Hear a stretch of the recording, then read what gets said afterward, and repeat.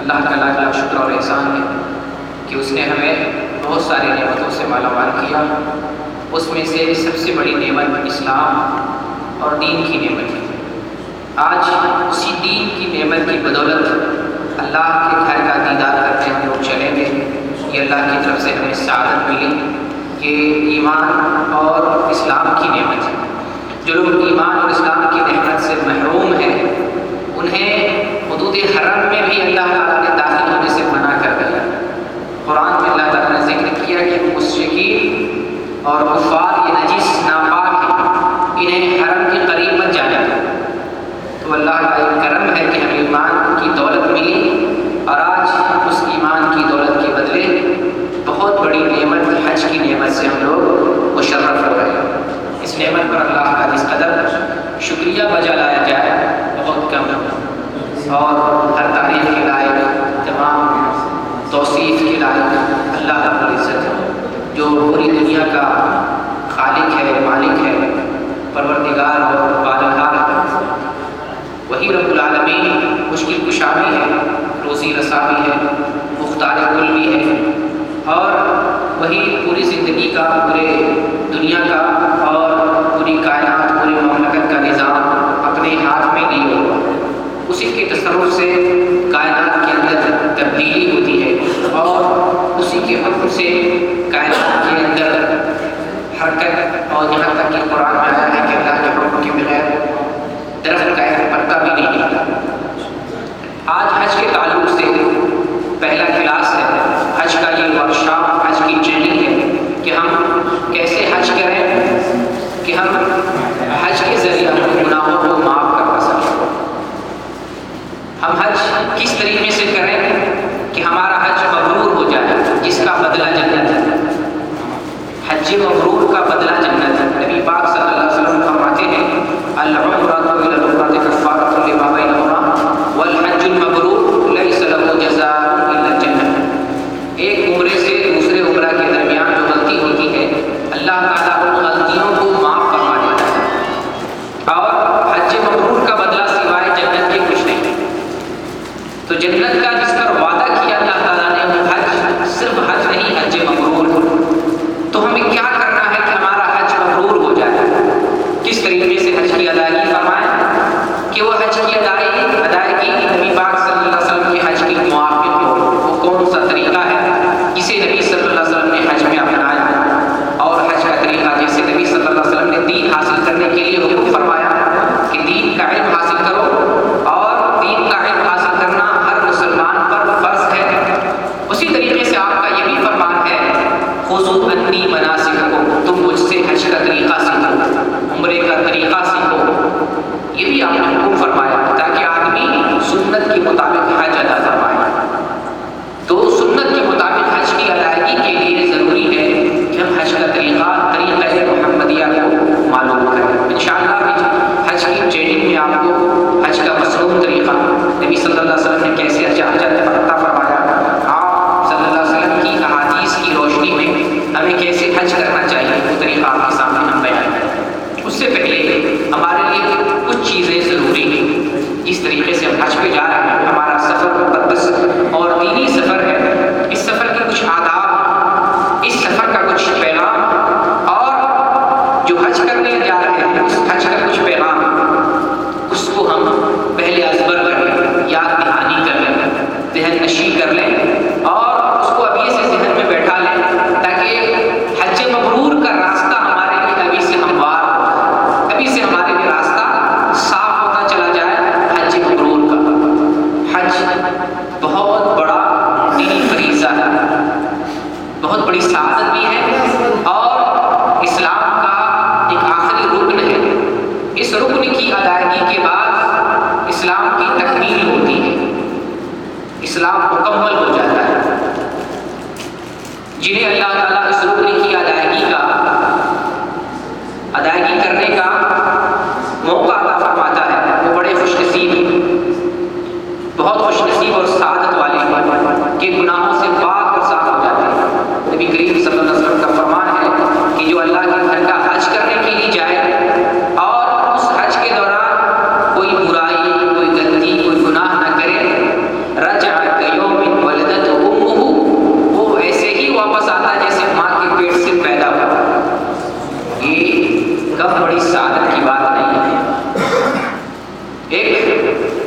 جنم ہوتا ہے انسان کا، ایک نئی پیدائش ہوتی ہے، گناہوں سے پاک صاف ہو کر کے ایک نئی زندگی ملتی ہے انسان کو۔ یہ کم بڑی بات نہیں، بہت بڑی سعادت کی بات ہے، اس پر شکریہ بھی بنتا ہے اور اس کے لیے ہمیں پہلے سے تیاری کرنی پڑے گی، نیت کو خالص کرنی پڑے گی۔ یہ جو حج کرنے جا رہے ہیں اپنی نیت کو خالص کریں گے کہ یہ حج ہمارا لوگوں کے دکھاوے کے لیے نہیں ہے، بلکہ اللہ کو خوش کرنے کے لیے، اللہ کی رضا کے لیے۔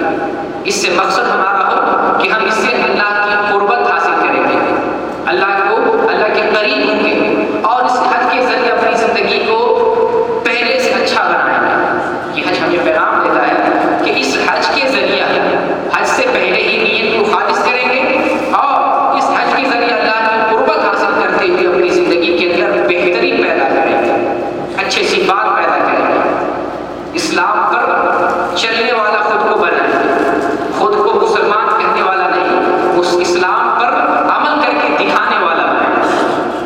اور اسی طریقے سے حج ہمیں جہاں بہت ساری چیزوں کا پیغام دیتا ہے کہ تم صبر کرو، تم ایثار اور قربانی کی صفت اپنے اندر پیدا کرو، تم اپنے اندر اچھی صفات پیدا کرو، وہی ہمیں یہ حج درس دیتا ہے کہ اپنے اندر اخوت پیدا کرو، اپنے اندر اتحاد پیدا کرو۔ عالمی اتحاد ہمیں حج میں دیکھنے کو نظر آتا ہے، پوری دنیا سے مسلمان ایک جگہ جمع ہوتے ہیں۔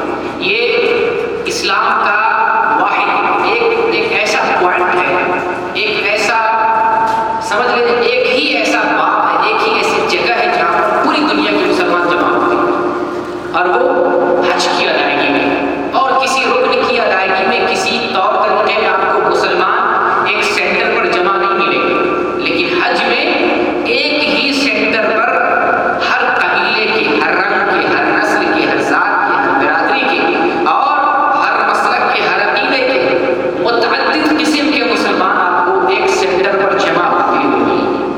تو یہ پیغام ہمیں دیتا ہے متحد ہونے کا کہ اسلام جس طریقے سے مسلمان مینا میں، عرفات میں، مزدلفہ میں، حرم پاک میں اکٹھے ہوتے ہیں، مسلمان کو اسی طریقے سے دنیا میں بھی اکٹھا کرنا چاہتا ہے۔ کوئی ضروری نہیں ہے کہ ہندوستان میں سارے دنیا کے لوگ آ کر کے جمع ہو، نہیں، ہندوستان کے مسلمان آپس میں یکجوٹ ہو کر کے رہیں، پاکستان کے مسلمان ایک جگہ یکجوٹ ہو کر کے رہیں، بنگلہ دیش کے مسلمان ایک جگہ جمع ہو کر کے رہیں، متحد ہو کر کے رہیں۔ یہ حج ہمیں درس اور پیغام دیتا ہے۔ یہ دنیا میں کسی قوم کے اندر نہیں ہے، لیکن تعجب کی بات ہے کہ کافر لوگ متحد ہو جاتے ہیں اور ہم متحد نہیں ہو پاتے ہیں۔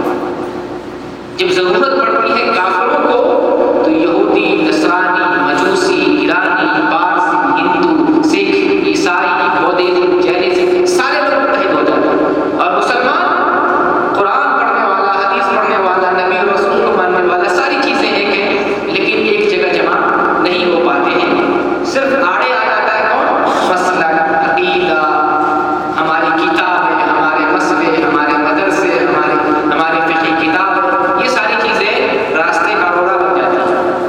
جبکہ ہم اگر مکہ اور مدینہ میں بالخصوص حج کی ادائیگی میں جب مسلمان اکٹھا ہو سکتے ہیں تو ہم دوسری جگہوں پہ کیوں نہیں اکٹھا ہو سکتے؟ یہ پیغام حج کی طرف سے آ رہا ہے کہ ہم جہاں بھی رہیں متحد ہو کر کے زندگی گزاریں، یہ حج کا پیغام ہے۔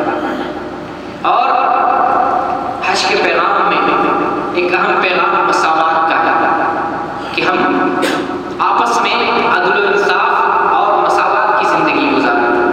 مساوات کا مطلب کسی کو پیسہ ہو جائے تو یہ نہیں کہ ہم دوسرے مسلمان سے الگ ہو جائیں، کسی کی پہچان اگر ہو جائے، کسی کی شہرت اگر ہو جائے، کسی کو عہدہ اور منصب مل جائے تو یہ نہیں مطلب ہے کہ وہ مسلمان دوسرے مسلمان سے، غریب سے یا بغیر عہدے والے سے، بغیر منصب والے سے،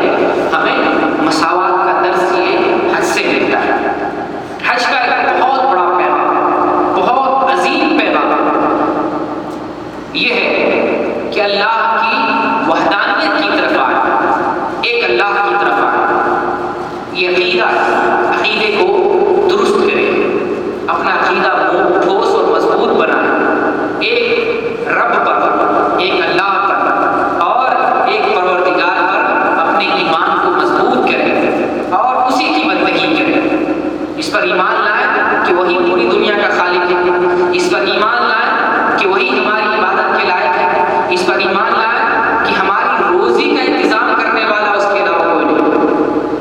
جب روزی دینے والا صرف وہ ہے جس نے ماں کے پیٹ میں دیا، جس نے 2 سال تک شیر خاری میں دودھ پیتے وقت میں ماں کے پیٹ میں ہماری روزی کا انتظام کیا، بعد میں بھی وہی روزی کا انتظام کرتا ہے، کر رہا ہے اور کرتا رہے۔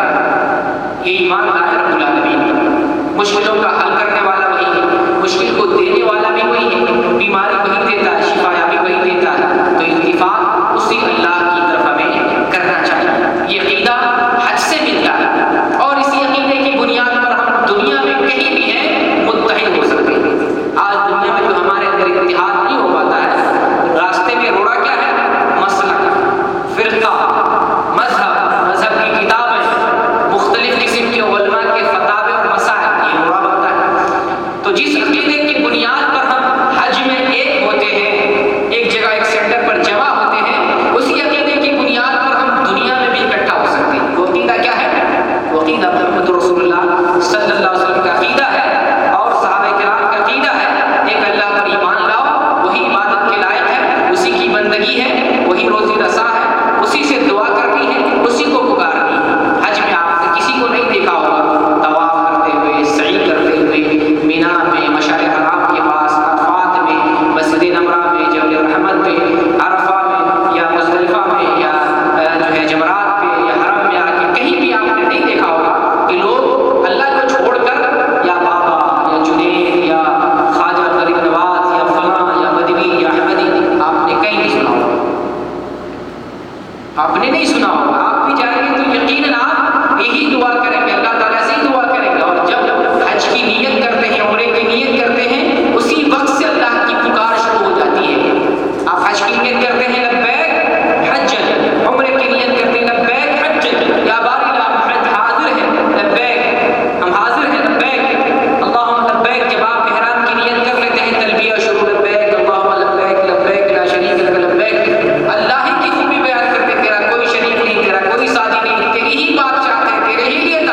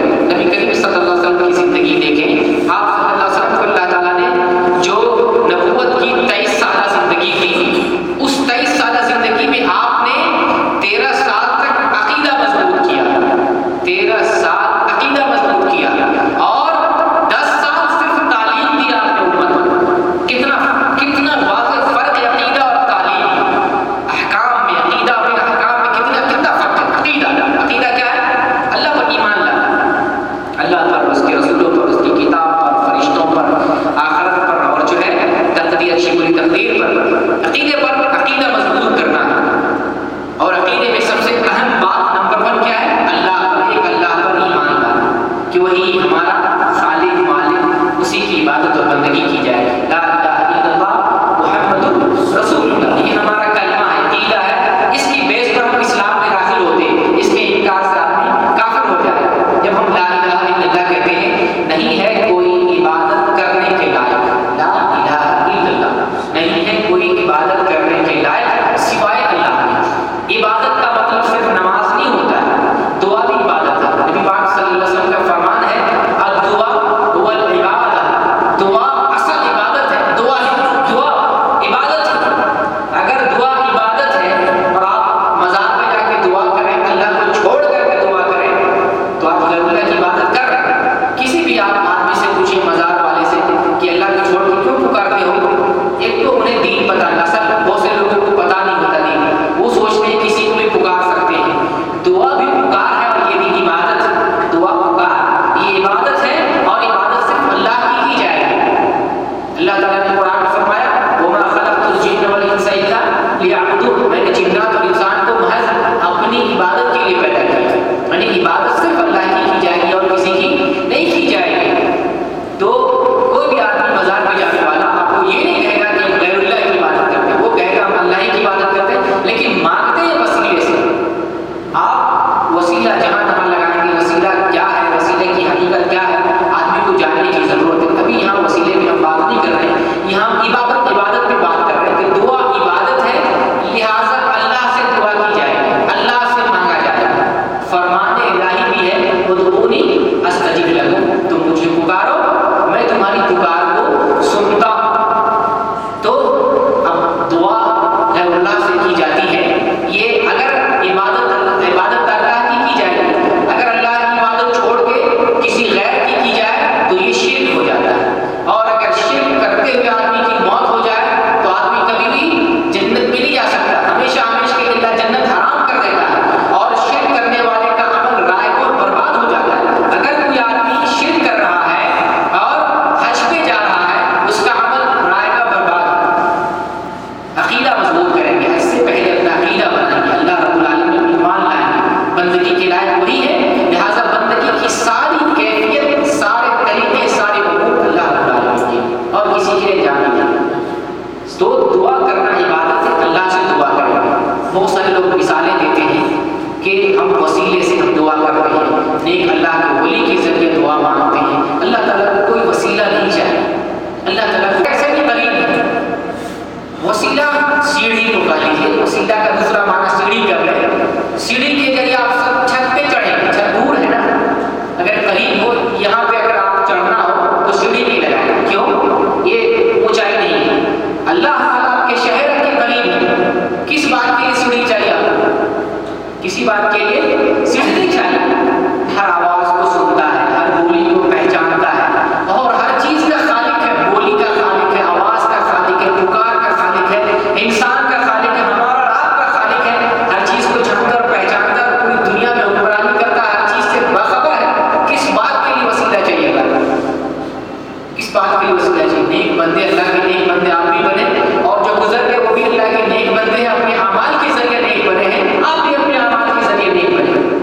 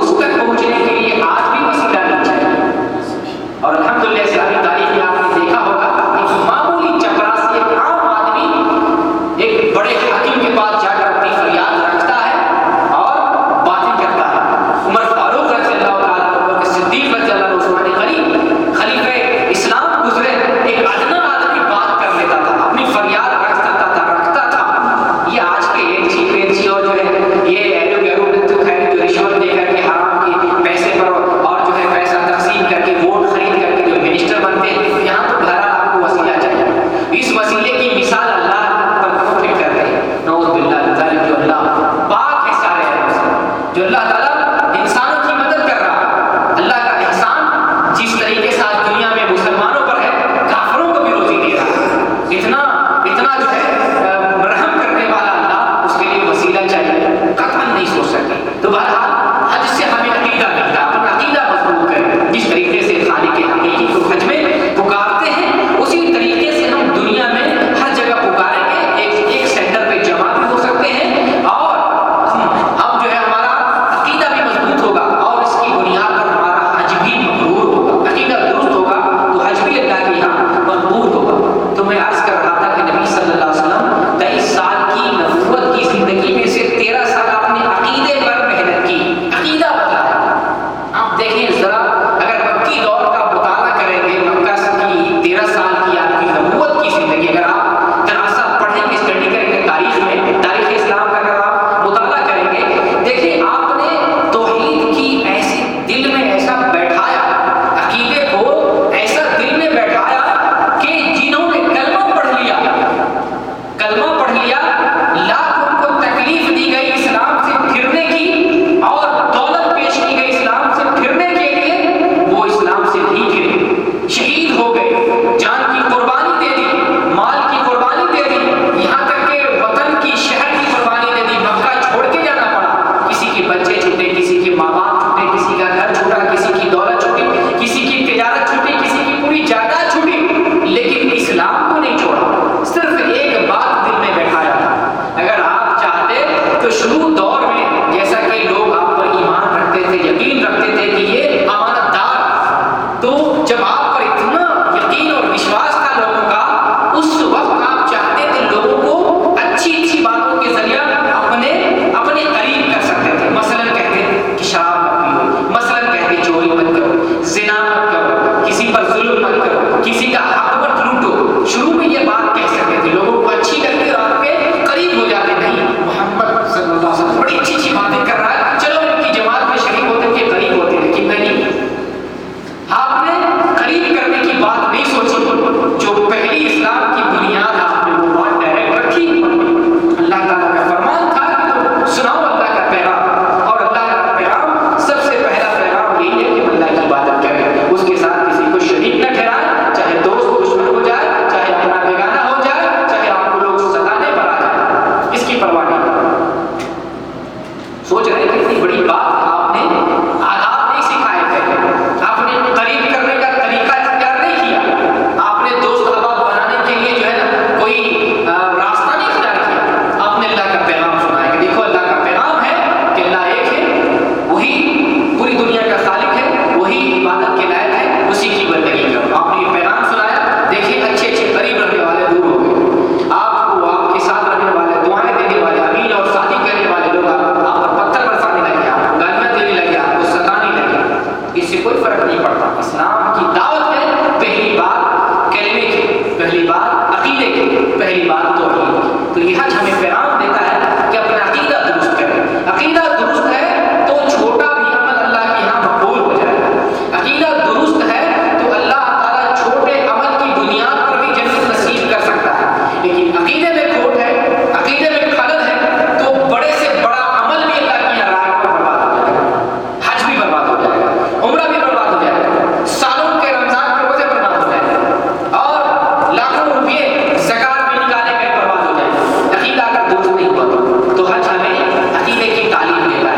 عقیدہ درست کریں، ایک اللہ پر ایمان لائے، لہٰذا ابھی سے ایمان بنائے، ابھی سے نیت کو خالص کرتے ہوئے ایمان بنائے کہ اللہ تعالیٰ اکیلا رب ہے، اس پر ایمان لانا اور اسی کی بندگی کرنی ہے، اور اس کی بندگی میں کسی کو شریک نہیں کرنا۔ اسی ایمان پر حج کریں، اسی ایمان پر حج سے واپس آئیں، اور اسی ایمان پر دنیا میں ہم اکٹھے ہو سکتے ہیں۔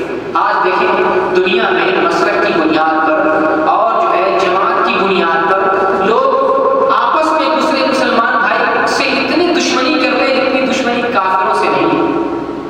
سچی بات نہیں کر رہا، آنکھوں دیکھا حال، اپنا تجربہ، اپنے گاؤں کا تجربہ، اپنی بستی محلے کا تجربہ ہے کہ جہاں پر دو فرقے والے رہتے ہیں، آپس میں اتنی دشمنی ہے جتنی دشمنی کافروں سے نہیں ہے۔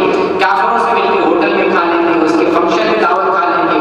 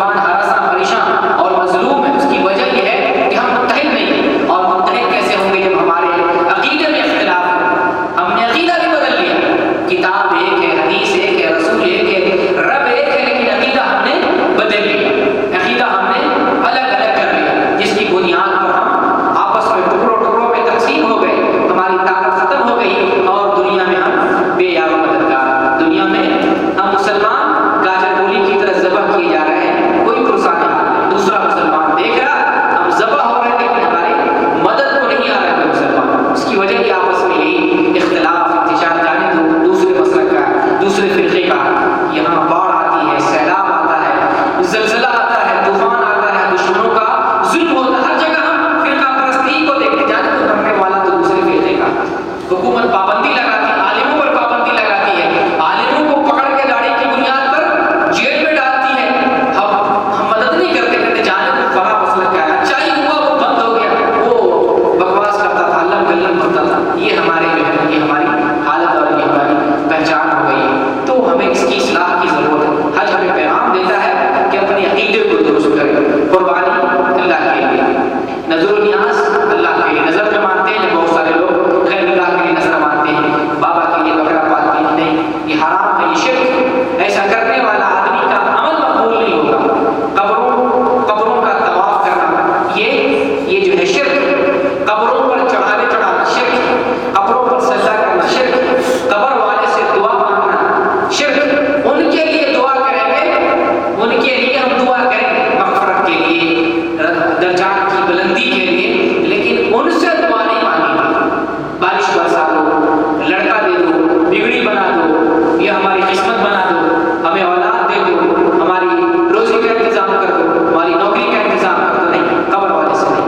तो ये जो अपने समाज में जो हालात हैं आप देख रहे हैं, आप देखिए वो हालात हमारे यहाँ इस खास तौर से सऊदी अरब के अंदर नहीं, क्योंकि अल्लाह ताला ने यहाँ पर दीन भेजा, आखिरी पैगंबर को भेजा, आखिरी किताब को भेजा, उस सरजमीन को अल्लाह ताला अभी तक महफूज रखा।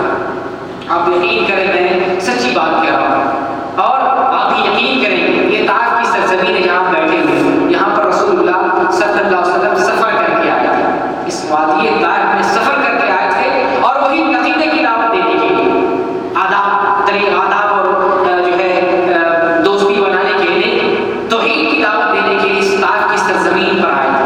और बदले में आपको गालियाँ, तकलीफ, पत्थर मिला, आपको सताया गया, लहूलुहान किया गया, बेहोश होकर के इस सरजमीन पर गिर पड़ते थे। यहाँ भी अभी भी बहुत सारे लोग जो अपने मुल्कों में ज़ियारत करने के लिए फना दरगाह, फना कब्रस्तान, फना जो है मज़ार पे जाते हैं, यहाँ भी बहुत सारी जगहों को ज़ियारत की जगह बनाना, घूमने के लिए और ज़ियारत की नीयत से जाते हैं। मेरे कहने का मतलब ये है कि अगर जो लोग कब्रों को पूजते हैं, कब्रों को तिजारत का ज़रिया बनाए हुए हैं, अगर सऊदी अरब की बात नहीं कर रहा, सऊदी अरब छोड़े, बहुत बड़ी बात है, मक्का और मदीना, हरमैन शरीफाइन तो बहुत दूर की बात है, अगर सिर्फ ताइफ की सरजमीन उन लोगों को दे दिया जाए जो कब्र के नाम पर तिजारत करते हैं, यहाँ 1 लाख चीज़ मिलेगी आपको, जो मोहम्मद सल्लल्लाहु अलैहि वसल्लम की तरफ मंसूब करके लोग बिजनेस करेंगे, कहेंगे यहाँ पर लूटनी आए थे, यहाँ पर आप लहूलुहान किए गए थे, यहाँ पर आप बैठे थे, यहाँ पर आपने खाना खाया था, यहाँ पर आपने दावत दी थी, यहाँ पर आपने आराम किया था, यहाँ पर आपने सोया था। 1 लाख जगह लोग बना लेंगे, वहाँ पे न सिर्फ झंडी गाड़ेंगे, वहाँ पर ऐसी बिल्डिंगें बना करके तिजारत शुरू कर देंगे। फिर आप देखें हर चीज़ की फीस, इसमें एंट्री करेंगे 10,000 रियाल, उसमें एंट्री करेंगे इतना 1,000 रियाल, उसमें एंट्री करेंगे। और अगर ये हज वाला काम दे दिया जाए मुश्रिकों को,